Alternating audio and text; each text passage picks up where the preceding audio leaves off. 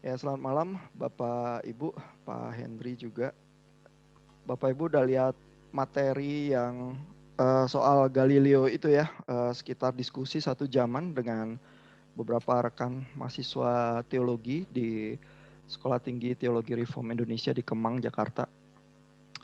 Nah, ini kita coba review singkat aja ya, 5 menitan sampai 10 menit. Terus Bapak Ibu karena udah nonton bisa langsung dengan diskusi tanya jawab ya. Mungkin kita ada waktu setengah jam sampai 45 menit untuk tanya jawab.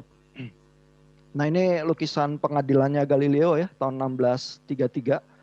Jadi abad ke-17. Ini lukisannya Galileo tua, terus diadili di Roma ya. Waktu dia diadili mungkin sekitar umur 70-an tahun. Udah tua ya, mungkin udah lelah juga ya, karena kontroversi dari buku dan ajaran dia itu udah puluhan tahun juga terjadi ya. Dan di dalam sidang yang sebelumnya dia lolos, tapi sidang 1633 ini dia kena ya, kena penjara rumah hukumannya dia, dan dianggap mengajarkan ajaran sesat ya, disuruh tanda tangan terus menerima hukumannya begitu ya. Ada berbagai lukisan lain sih yang kalau kita lihat juga ya, ada di internet. Sebentar.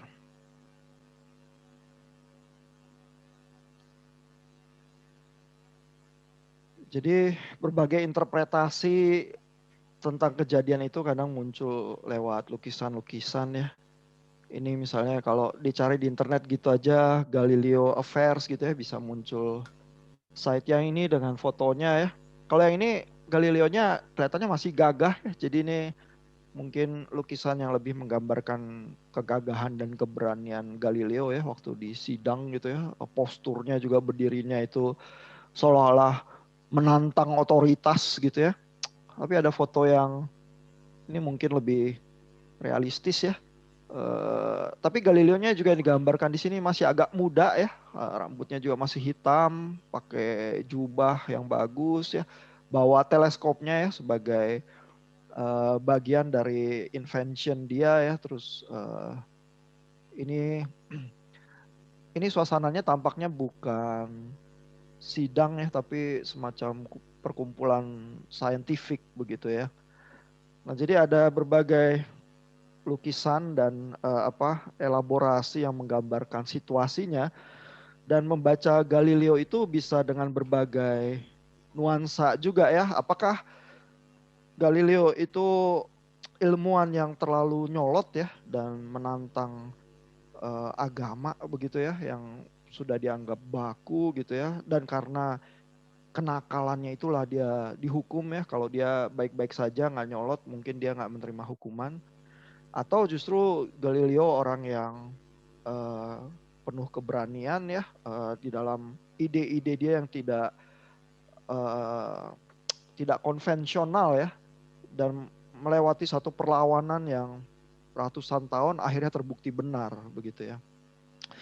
Nah, tentu Bapak Ibu yang udah lihat video diskusi itu ya, yang kira-kira 1 jam itu tahu ya kerumitan kasusnya ya. Bahwa sains itu di satu sisi nggak pernah pasti ya. Artinya tentu ada teori-teori sains yang sejauh ini kita yakini kebenarannya karena ada bukti-bukti empiris maupun teoritis yang bisa kita kumpulkan untuk itu ya. Tapi tentu sains ada daerah-daerah yang sangat state of the art juga ya, yang sangat memperhatikan hal-hal yang sangat baru, sehingga sebenarnya juga eh, apa keabsahannya itu mungkin banyak hal belum bisa dibuktikan secara empiris ya. Misalnya daerah-daerah teori yang dihasilkan oleh Einstein begitu ya, saat ini juga mungkin baru ada yang mulai terbukti kebenarannya, ada yang sudah lebih lama ya, tapi ada bagian-bagian yang masih misteri ya. Teori-teori fisika kuantum misalnya ya, kenapa sih bisa ada entanglement begitu ya, kenapa bisa ada dual representation ya, secara materi ataupun gelombang ya, sifat gelombang elektromagnetik begitu ya, yang di dalam fisika kuantum itu masih menuntut penjelasan-penjelasan ya. Jadi sains itu karena kita kalau bicara sains yang terbaru tetap penuh ketidakpastian ya, sehingga di zaman Galileo ini pun dipenuhi dilema-dilema ya, padahal sebenarnya Galileo udah ada pendahulunya ya, Kopernikus yang dengan tenang, bukunya bahkan sampai dia meninggal tidak dilarang ya, tapi karena Galileo ini muncul dengan klaim-klaimnya dia, s akibat dari, Galileo dipanggil ke Roma dan diperiksa itulah bukunya Kopernikus ikut kena ban ya. Tapi Kopernikusnya sendiri nggak apa-apa ya, dan ini ada beberapa dilema misalnya ya, kalau Galileo benar dan bumi bergerak dengan kecepatan tinggi mengelilingi matahari sebagai pusat tata surya, kok kita nggak berasa, begitu ya. Mungkinkah Galileo salah gitu ya, karena teleskopnya buatan dia sendiri ya, itu kita nggak tahu isinya apa gitu ya, kalau menurut lawan-lawan Galileo ya. Terus benda yang jatuh lurus kok nggak berubah arah ya, dari atas tiang kapal gitu misalnya ya. Atau, peluru ya yang ditembakkan ke timur atau ke barat, katanya bumi bergerak sangat cepat ya, kok nggak terasa ya ada perbedaan gitu ya. Jadi di tengah-tengah, eee, perkembangan sains di zamannya, Galileo walaupun berusaha menghasilkan penjelasan-penjelasan ya, dan yakin dengan posisinya, tapi banyak hal yang memang masih bisa diperdebatkan ya. Karena kan fisika modern ala Newton itu baru datang kemudian ya, dan bukti-bukti terhadap kebenaran, hipotesisnya Galileo ini, baru datang ratusan tahun kemudian begitu teleskop yang jauh lebih kuat itu ditemukan dan bisa mengamati fenomena seperti pergeseran posisi bintang ya, star parallax itu ya. Jadi sains di zamannya kalau berteori jauh lebih maju daripada kondisi sains di zamannya itu pasti kontroversi ya dan dipenuhi ketidakpastian. Nah di sisi lain yang kadang kurang disadari oleh, orang-orang ya adalah bahwa tafsir itu pun ada pergeseran ya, bisa kita bilang bahwa di dalam tafsir juga mengandung ketidakpastian ya. Ini ayat Yosua 10 ya 12 sampai 13 ini yang dipakai oleh musuh-musuhnya Galileo terutama untuk membantah Galileo di zamannya ya. Karena di ayat ini, justru tertulis ya, eksplisit bahwa matahari itu berhenti ya sehingga, eee, posisinya ada di titik tertentu di langit dan hari jadi lebih panjang ya sehingga Yosua bisa memenangkan peperangan itu ya, lewat mukjizat yang terjadi. Ini kisah yang kita baca di kitab Yosua pasal 10 ini ya, dan menjadi dasar ya buat teolog-teolog yang menentang Galileo. Mereka akan bilang, "Loh Galileo kan sainsnya nggak pasti." Ya, banyak pertanyaan yang dijawabnya susah begitu ya, dan kenapa kita harus membuang keyakinan agama ini yang udah 100 tahun lebih ya, teruji begitu ya, untuk satu teori sains yang baru, yang kita nggak tahu ya, sebenarnya kebenarannya seperti apa begitu ya. Sehingga, di dalam pengadilan tahun 1633 itu Galileo, diputuskan vonisnya bersalah dan menerima vonis itu gitu ya. Nah tentu problemnya di gereja Katolik sudah diselesaikan ya oleh Paus Yohanes Paulus II tahun 1992 ya lewat suratnya, yang juga menyebutkan ya bahwa, posisinya Galileo yang heliosentris itu benar, dan juga di dalam surat ini disebutkan kesalahan teolog di zaman Galileo adalah memaksakan penjelasan terhadap alam dari pembacaan Alkitab yang literal ya atau harfiah begitu ya. Nah, problem-problem serupa ini juga masih ya menjadi pergumulan tafsir modern kontemporer kita ya, karena ada teori-teori sains tetap yang kalau dibaca ya, kadang kita jadi harus bertanya ya, bagaimana ya mengharmoniskan dengan ayat-ayat tertentu di dalam kitab suci ya, yang ditulis dengan konteks dan zaman tertentu ya, dengan bahasa tertentu yang bisa dimengerti di zaman itu, begitu ya. Jadi kita harus selalu menyadari ya, begitu kita baca teks kitab suci ini kitab ancient ya, kitab kuno dengan konteksnya dia sendiri ya, sehingga seberapa literal ya, seberapa harfiah Eee, bagian dari kitab itu harus kita baca untuk zaman kita sekarang itu menjadi pertanyaan dan pergumulan kita gitu ya. Misalnya kitab Kejadian ya, Genesis tentang penciptaan begitu ya, pertanyaannya tentu yang, normal adalah apakah berlawanan dengan teori evolusi ya, itu bisa menuntut kuliah tersendiri ya untuk menjawab pertanyaan itu ya. Nah, demikian ya secara singkat, problem dari Galileo Affairs ya. Pertanyaannya adalah kalau Bapak Ibu, eee, berniat menjadi ilmuwan ya, dan terus, berniat juga untuk, mengambil posisi sebagai orang beriman gitu ya. Lalu bagaimana menavigasi ketegangan yang muncul itu? Apa yang bisa kita pelajari dari kasus Galileo Affair ini? Ya. Silakan Bapak Ibu kalau ada komentar atau pertanyaan.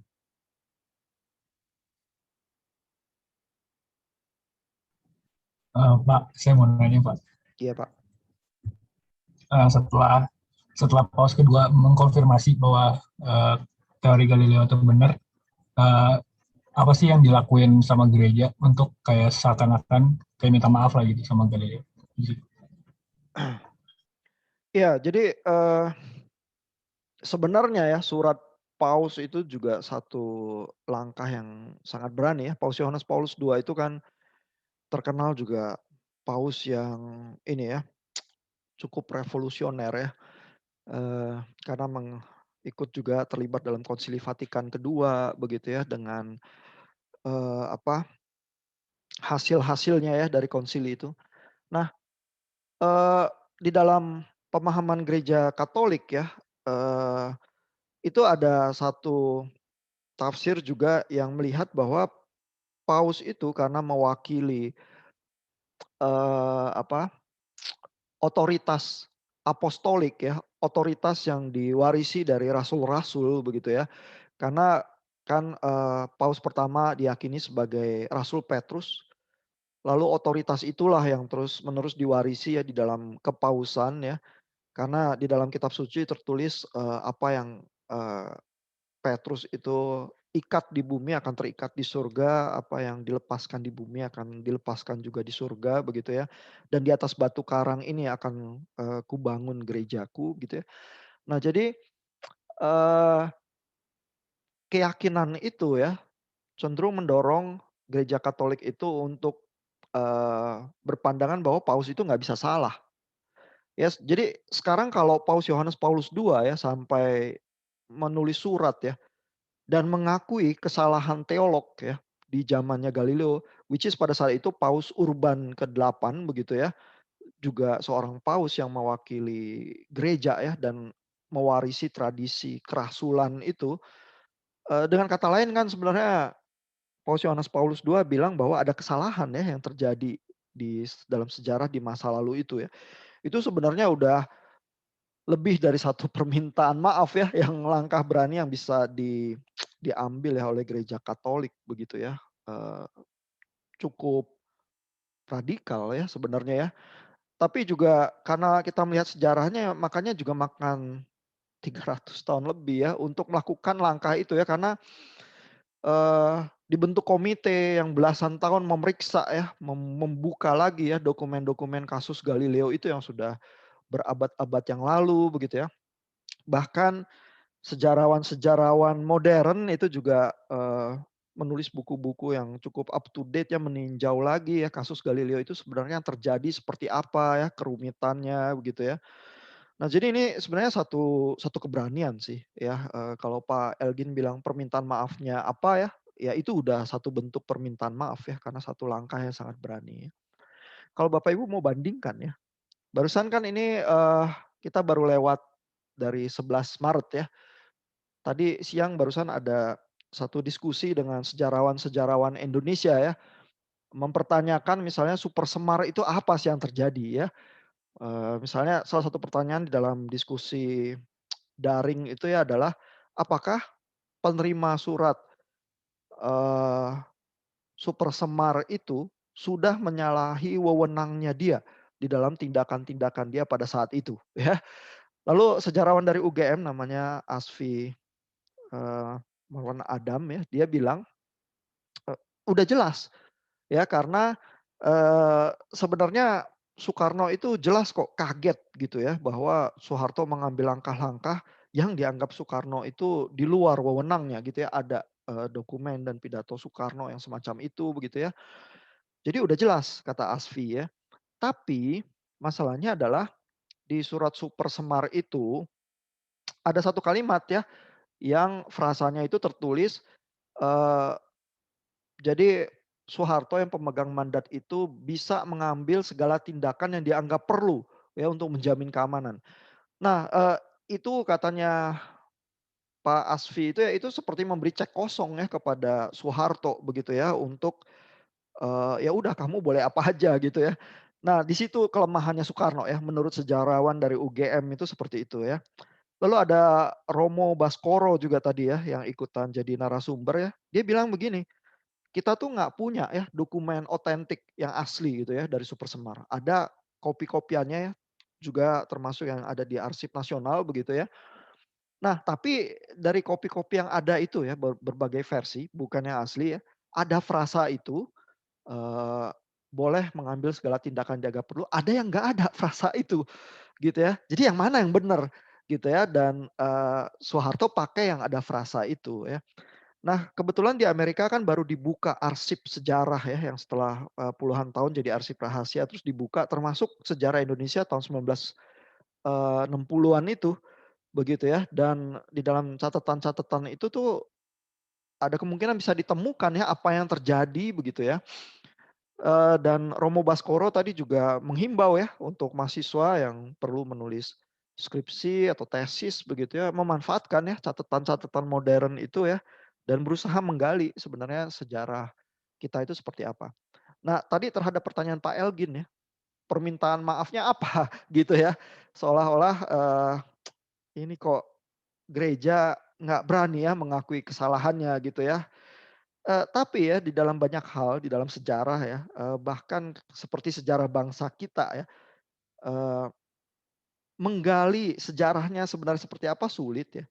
Tapi mau mengakui ya, apapun itu ya sejarah kelam di dalam, yang terjadi dalam sejarah negara kita itu lebih sulit lagi, gitu ya. Misalnya Jepang saja ya, di dalam buku-buku sejarah nasionalnya mereka yang dipelajari anak-anak di sekolahan ya, tidak mau ya, mengakui kekejaman di dalam Perang Dunia Kedua ya, yang dia lakukan kepada negara-negara yang dia, invasi ya, yang dia serang ya, terutama di China ya, ada kekejaman-kekejaman yang di luar peri kemanusiaan ya, di Indonesia juga termasuk begitu ya.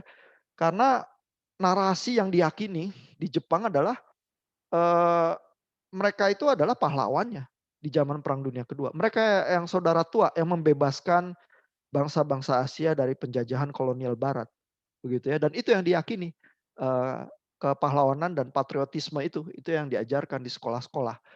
Ya jadi nah lantas versi sejarah siapa yang benar? Begitu kan itu pertanyaannya ya dan bisa adu argumen panjang ya, buktinya sampai sekarang di buku sejarahnya juga masih, demikian tertulisnya ya.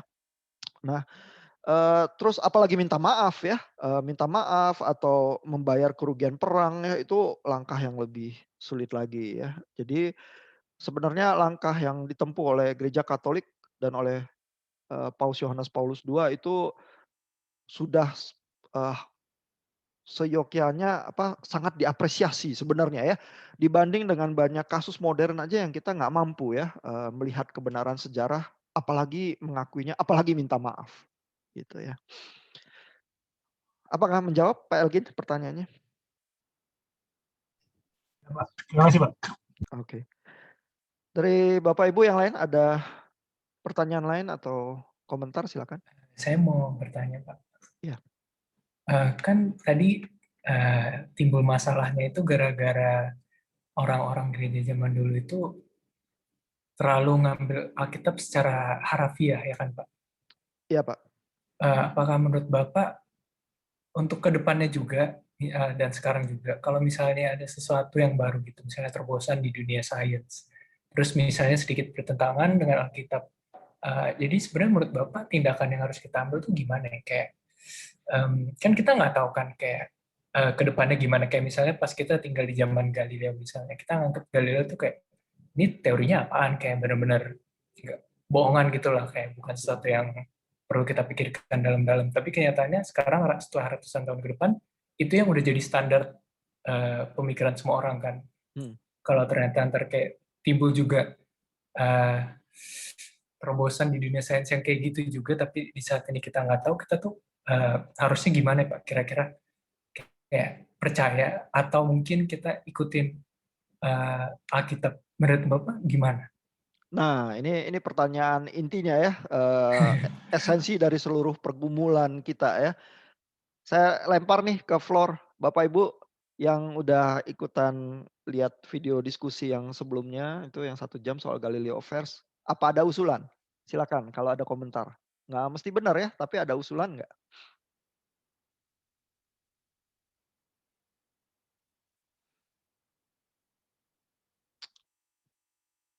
Ada usulan?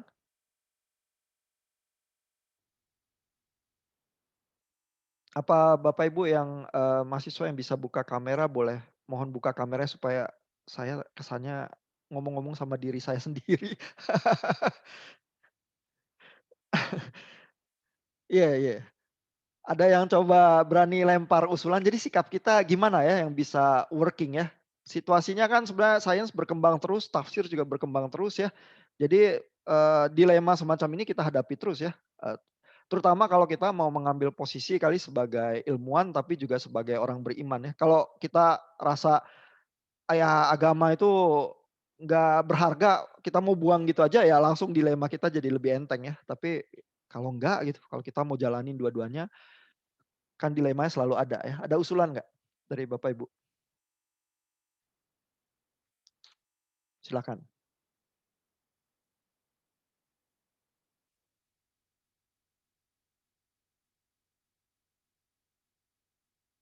Nggak mesti benar, usulan kan boleh aja ya. Pertanyaan Pak Gordi tadi. Atau pendapat, pendapat. Atau mau membantah pertanyaannya juga boleh. Pertanyaan itu tidak relevan lagi sekarang. Karena kita tahu segala sesuatu gitu. Silakan Bapak Ibu.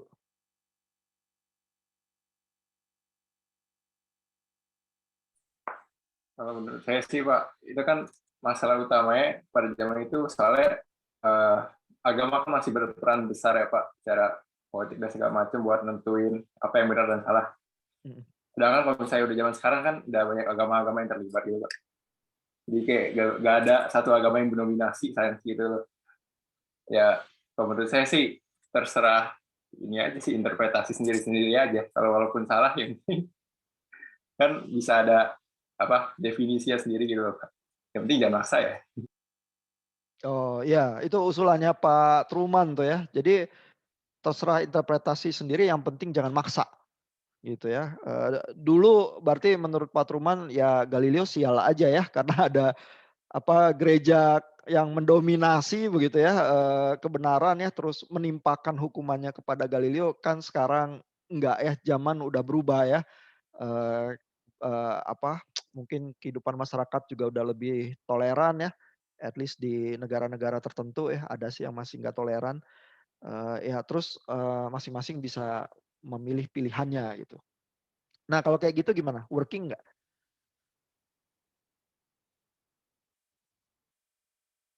Memuaskan nggak Pak Gordi jawaban seperti itu alternatifnya? Sebenarnya masuk akal sih Pak, tapi saya langsung kepikir Pak, zaman sekarang, kalau zaman dulu kita walaupun dikendalin semua sama gereja, tapi di satu sisi kita untungnya ada keteraturan, kayak suara yang benar-benar dipedulikan itu suara yang atas. Tapi kan kalau zaman sekarang, kalau kayak di media sosial apalagi, semua orang punya suara sendiri, kayak banyak banget orang yang suaranya suka aneh-aneh lagi, kayak opininya apa gitu, terus komplain dikit langsung. Misalnya komplain lah di Instagram lah, di Twitter, apa segala macam. Pasti banyak juga tetap orang yang gak demen sama sesuatu yang baru gitu. Orang disuruh pakai masker buat kesehatan sendiri aja nggak mau kan? Kayak gitu sih Pak. Jadi tampaknya Pak Gordi cenderung masih menganggap ya agama ada fungsinya dan penting untuk keteraturan begitu ya. Sehingga ya ketegangan ini masih relevan begitu ya. Lumayan sih Pak. Soalnya ya menurut saya kayak banyak orang yang lebih kayak nggak mau berubah dari hal yang biasa gitu kali ya mungkin. Kayak kalau misalnya ada terobosan di dunia sains yang baru. Hmm. Ada organisasi yang melakukan survei ya, pertanyaannya, itu untuk mengukur ya seberapa beragama, masyarakat di negara yang berbeda-beda gitu ya, pertanyaannya seberapa penting agama itu untuk kehidupan gitu ya. Kalau di Amerika saja misalnya yang cukup, eee, s s jadi semacam apa, model buat budaya western gitu ya, itu 54% ya, jadi masih di atas 50%-an sih ya. Tapi memang, diindikasi menurun terus ya, dan suara-suara yang lebih, ateistik atau agnostik juga, tambah banyak begitu ya. Nah kalau di Indonesia ya, survei itu dilakukan ya, itu jawabannya masih di atas 90%. Ya jadi ada negara-negara tertentu yang memang masih highly religious ya, Indonesia termasuk di situ. Ya, kalau negara-negara Amerika, Eropa, Inggris ya, mungkin cenderung lebih menurun, begitu ya. Jadi ada variasi ya, terhadap tingkat keberagamaan seluruh dunia saat ini.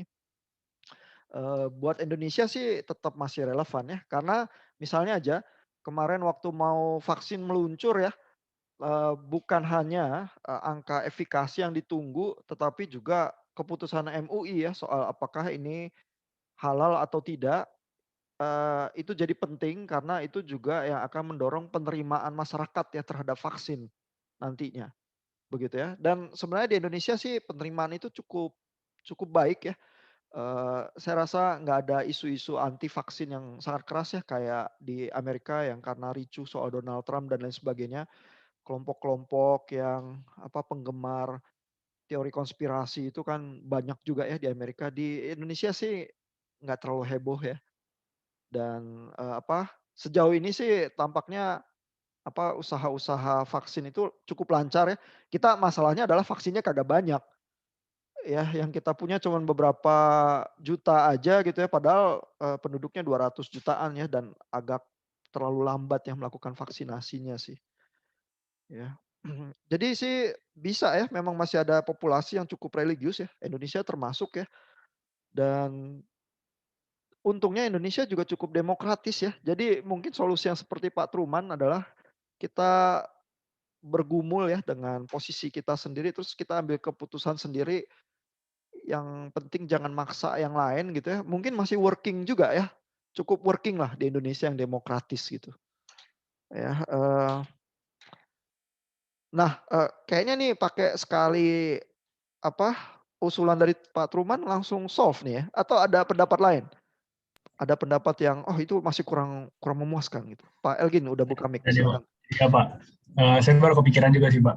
Kayaknya menurut saya ya, Pak, ini pendapat saya, kalau sekarang tuh gereja terutama atau agama yang lain juga melihat perkembangan teknologi segala macam itu, melihatnya lebih ke seberapa besar gitu resikonya itu terhadap kepercayaan yang mereka percaya gitu. Contohnya aja menurut saya Pak, kalau misalnya Galileo aja disalahkan atas tuduhan dia yang seakan-akan menentang Tuhan gitu kan. Tapi dari beberapa akhir ini kayak perkembangan bioweapon, perkembangan senjata nuklir, perkembangan senjata api, menurut saya itu kan fungsinya untuk melakukan kayak pertahanan diri. Cuma kan itu bisa membunuh seakan-akan. Yang dimana kalau kita tahu sekarang itu juga melanggar perintah Tuhan gitu. Cuman sampai sekarang kayak menurut saya itu beberapa gereja kayak is okay gitu selama resikonya nggak gimana banget gitu.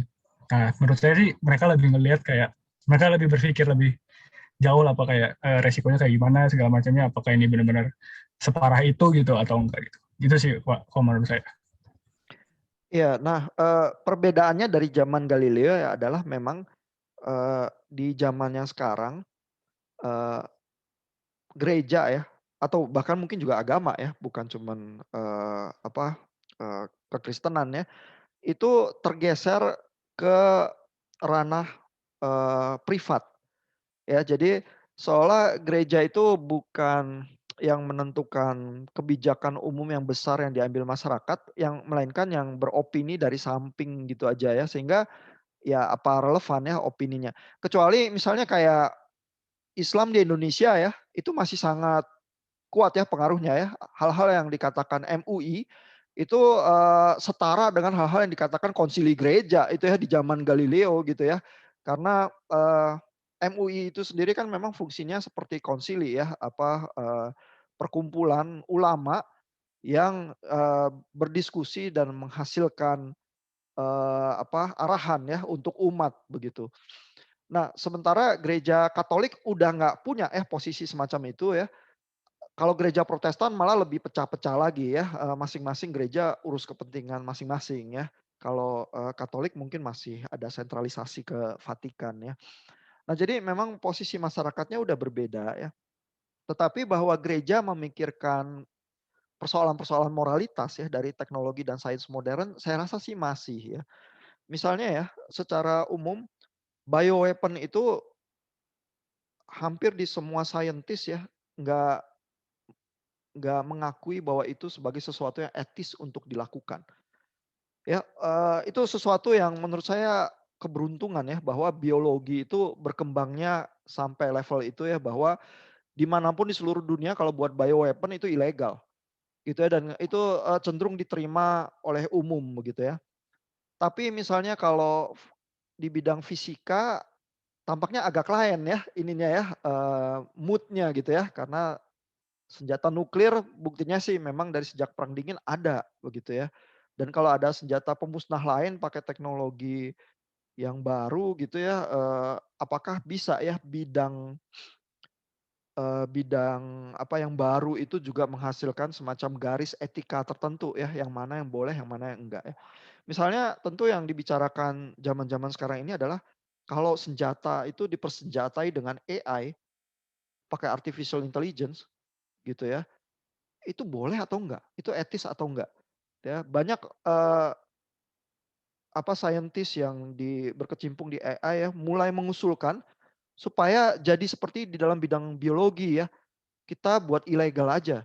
Ya karena kalau udah dipersenjatai dengan artificial intelligence ya, tingkat mematikan dari satu senjata itu bisa di luar peri kemanusiaan nanti begitu ya, tenaga pemusnahnya gitu ya. Mungkin itu bukan hal yang kita inginkan ya untuk nasib umat manusia begitu ya. Juga problem-problem seperti misalnya cloning gitu ya, atau teknologi baru itu CRISPR ya yang bisa editing DNA ya yang di China jadi heboh karena ada profesornya yang pakai teknologi itu yang dia klaim bisa mencegah penyakit seperti kanker atau apa gitu ya dengan mengedit DNA-nya. Itu juga dikecam ya kebanyakan saintis di seluruh dunia karena kita tuh nggak tahu ya efeknya kalau DNA itu diedit ya. Oke lah katanya itu, hipotesisnya menghilangkan mekanisme yang, membangkitkan pemicu kanker gitu ya. Tapi efek sampingnya seperti apa nanti kalau manusia yang dilahirkan atau dibesarkan dengan teknologi itu mengalami gangguan ya, atau kecacatan atau apa ya, siapa yang tanggung jawab? Begitu ya, nah itu persoalan-persoalan etika yang sulit ya. Jadi yang terus-menerus juga menjadi beban, kelompok agama untuk memikirkannya sih. Karena seringnya sains, eee, bisa saja ya kehilangan hati nuraninya ya. Karena pokoknya apa yang mungkin kita lakukan secara sains itu baik ya. Kadang-kadang saintis bisa sampai level itu ya. Eee, Apalagi kalau misalnya itu digabungkan dengan ambisi-ambisi ekonomi atau apa ya, wah itu bisa jadi lebih runyam ya, eee, problem scientific-nya ya. Sehingga memang dibutuhkan sih ya penyeimbang ya, pemikir-pemikir dari kelompok agama juga, sehingga ada suara yang lain ya, yang memikirkan sebenarnya yang baik untuk umat manusia ya dengan seluruh wisdom yang diwarisi dari tradisi agama itu seperti apa sih. Jadi sih saya termasuk yang meyakini bahwa, kepentingan atau relevansi agama itu tidak akan pudar dengan cepat sih. Apakah menjawab Pak Elgin? Ya, Pak. Iya, tapi pertanyaan Pak Gordi belum ada jawabannya nih. Masih usulan Pak Truman itu tadi ya. Masih ada percobaan usulan jawaban silakan atau komentar apa aja boleh. Pertanyaan lebih jauh juga silakan kalau mau.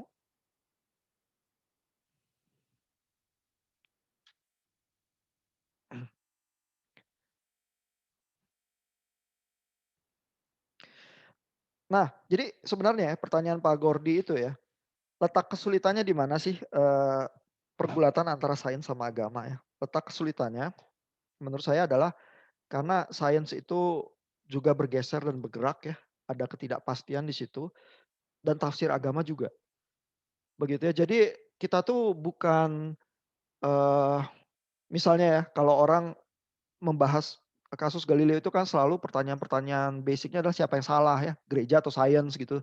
Terus tinggal berusaha memihak gitu ya, mau memihak sains atau memihak gereja gitu ya. Nah itu menurut saya pertanyaan dan, eee, solusi yang terlalu simplistis ya.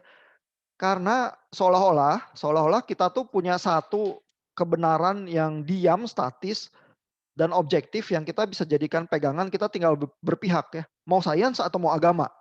Gitu ya, tinggal, kamu rasa yang mana yang lebih mutlak ya, sains atau agama gitu ya. Dan di zaman modern ini kadang-kadang narasinya sains, gitu ya, yang dianggap oleh orang beragama ini jadi ancaman nih. Ya makanya orang-orang yang pro sains itu kan yang ateis-ateis itu gitu ya, terus jadi berantem gitu ya. Nah menurut saya, pandangan yang semacam itu terlalu simpel ya, karena kalau dua-duanya bergerak ya, kalau ternyata pada faktanya sains itu bergerak, tafsir agama bergerak juga, yang kita butuhkan tuh justru kita butuh kerendahan hati sih, ya, dan bahwa kita tuh mengakui ya, ada hal-hal di dalam scientific yang kita tuh perlu bertanya lagi juga, dan di dalam tafsir agama juga. Ya sehingga kalau kita punya kerendahan hati yang cukup ya, kita punya, fluidity itu ya di dalam berpikir ya, kita nggak terjebak ya, ke dalam salah satu yang kita anggap fix, tahu-tahu enggak ya, ini juga bergeser gitu ya. Nah saya rasa salah satu masalah di gereja di zaman Galileo ya adalah terlalu berkomitmen kepada satu tradisi saintifik tertentu, which is, Aristotelian thinking. Ya, itu kan yang muncul dari filsafat Aristotle ya, bahwa bumi adalah pusat alam semesta ya dan, benda-benda langit itu mengitari bumi. Ya itu warisan dari Aristotle gitu. Nah, pada saat itu problemnya gereja adalah tidak bisa lagi ya membedakan yang mana yang saintifik yang juga bisa berubah, terus komitmennya terlalu tinggi ya terhadap sains pada zaman tertentu. Itu bahkan, eee Santo Agustinus itu udah memperingatkan ya jangan seperti itu ya dan Galileo itu di dalam tulisan-tulisannya baca Agustinus ya dan menawarkan ya kita jangan tafsir yang terlalu literal semacam itu karena kalau seperti itu berarti kita terlalu komit ya kepada sains versi zaman tertentu. Kalau sains ini ternyata terbukti gugur, maka seolah-olah agama ikut gugur ya, padahal enggak. Ya, padahal kita tuh kawinnya terlalu terlalu dekat ya sama sains yang belum tentu benar ya. Salah satu masalahnya tuh seperti itu ya. Tapi kan untuk bisa membedakan ya, kita tuh seberapa kawinnya seberapa dekat dan sebagainya gitu ya, itu butuh orang yang kayak Galileo ya, yang, bergelut keras di sains ya, tapi juga baca tafsir dan baca juga early church fathers ya. Nah, cuman persoalannya tentu pendapat pribadinya Galileo cenderung nggak diterima ya, karena kan gereja berfungsinya lewat konsili. Ya itu sama kayak kalau di Indonesia ini ada satu muslim scholars ya, satu ulama Islam sendirian terus berusaha melawan putusannya MUI gitu, kan jadi susah gitu ya. Nah problem itu yang juga sulit dijawab ya di zamannya dan butuh pergumulan ratusan tahun ya sampai akhirnya bisa diselesaikan gitu ya. Dan nggak ada hal yang mudah ya di dalam pergumulan semacam itu. Modal utama yang diperlukan adalah kerendahan hati sih, ya dan keberanian untuk berpikir, jangan-jangan bukan saya yang benar ya, jangan-jangan yang oposisi itu yang benar ya. Coba kita pikir lagi pelan-pelan, coba kita lebih generous ya terhadap orang yang opininya berbeda ya. Tapi itu semua butuh keberanian ya dan kerendahan hati itu sama sulitnya kali ya, sama ikut Tuhan sungguh-sungguh ya. Itu sih masalahnya, Pak Gordi. Jadi kalau masalahnya itu gimana ya, supaya kita tuh bisa lebih rendah hati. Ya itu jadi, eee, problematika kita ujungnya. Ada komentar, pertanyaan dari teman-teman yang lain? Silakan. Saya Pak, John Pak. Silakan, Mbak.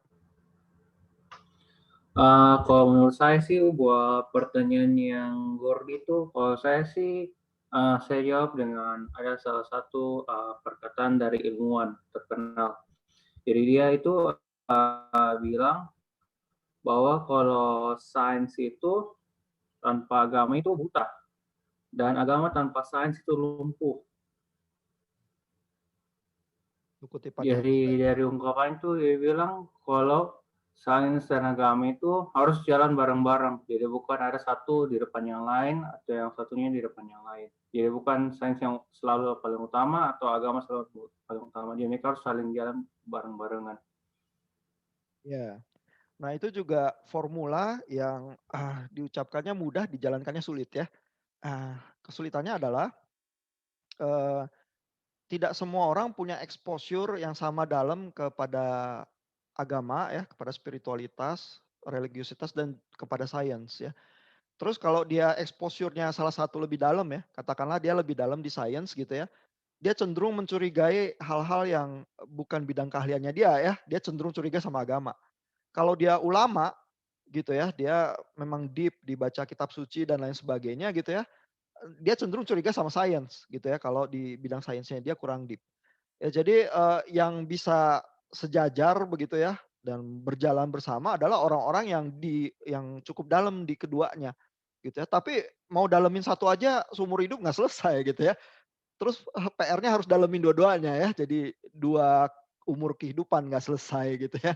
Makanya problem ini terus jadi sulit ya. Karena orang-orangnya akhirnya yang bisa menavigasi itu cukup jarang begitu ya. Mhm.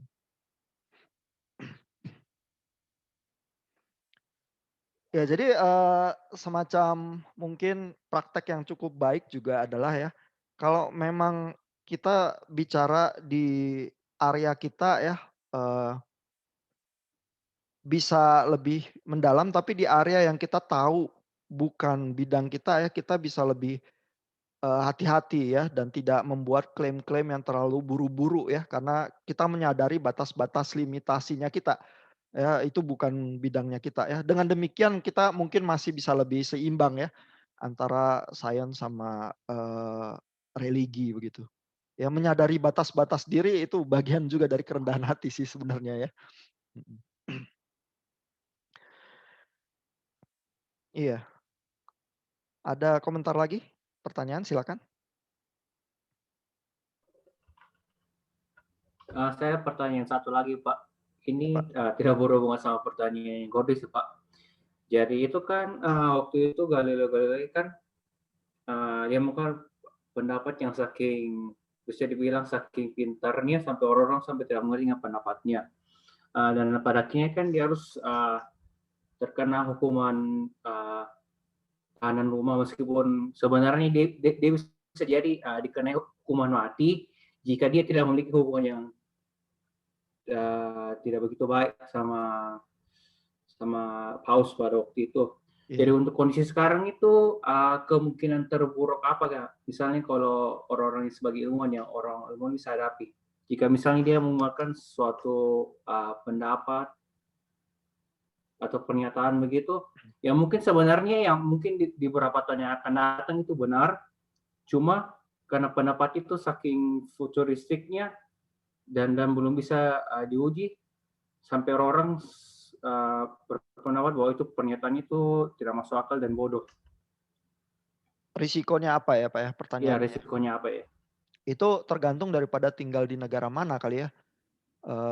Bahkan kita kan alami ya di Wuhan ya tahun lalu ilmuwan yang pertama kali mendeteksi itu kan di-ban ya langsung sama pemerintah ya karena kalau dia publish keluar nanti mempermalukan pemerintahnya ya. Jadi ini event kontroversinya bukan sama agama sih ya, tapi sama ideologi yang fungsinya mirip sama agama gitu ya, otoritasnya nggak boleh dilawan gitu ya. Dan akhirnya kan meninggal ya terjangkit COVID ya ilmuwannya itu ya. Jadi ada ya negara-negara yang sampai sekarang bisa beresiko ya kalau berprofesi sebagai ilmuwan ya terus dianggap melawan otoritas ya. Saya rasa negara seperti Korea Utara juga masih di level yang semacam itu ya.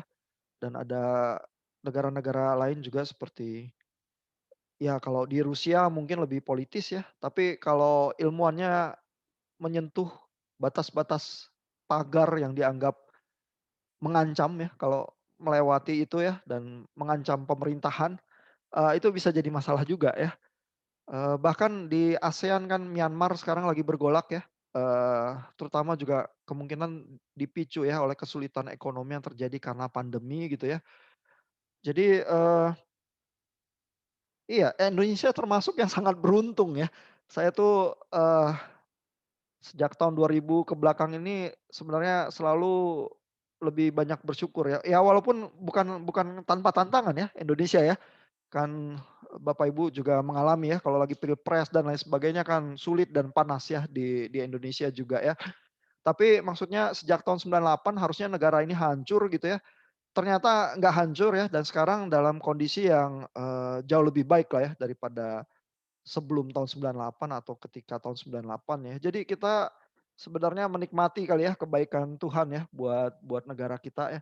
Dibanding banyak lokasi-lokasi di dunia yang bisa kesulitan ya even simple jadi scientist gitu aja ya kalau dianggap membahayakan negara terus tahu-tahu jadi terancam nyawanya gitu ya. Di Indonesia sih at least hari ini tampaknya sih nggak begitu ya. Even buat diskusi agama juga terbuka cukup banyak kebebasan sih kalau di Indonesia ya. Tinggal ya orang-orang yang berdiskusi dan berdialog seberapa baper aja ya. Kalau baper banget ya jadi susah lah. Mau diskusi apa aja juga nggak bisa lah ya. Tapi kalau kepala cukup dingin mau mau diskusi apa juga masih bisa ya sebenarnya di Indonesia ya. Kecuali Korea Utara sih, Pak. Korea Utara ya susah ya. Korea Utara kan ada itu the great leader ya. Kalau Iran kacamatanya kayak dari Cina nih, Pak. Ya barang-barang kita sih mau nggak mau banyak dari Cina sih Pak. Coba aja angkat HP-nya masing-masing ya. Iya. Ini udah mendekati jam 8 ya. Jadi mungkin cukup ya diskusinya malam ini. Thank you Bapak Ibu yang udah bergabung ya. Saya serahkan ke Pak Henry. Pak Henry kalau ada pengumuman-pengumuman silakan Pak. Oke, terima kasih Pak Ihan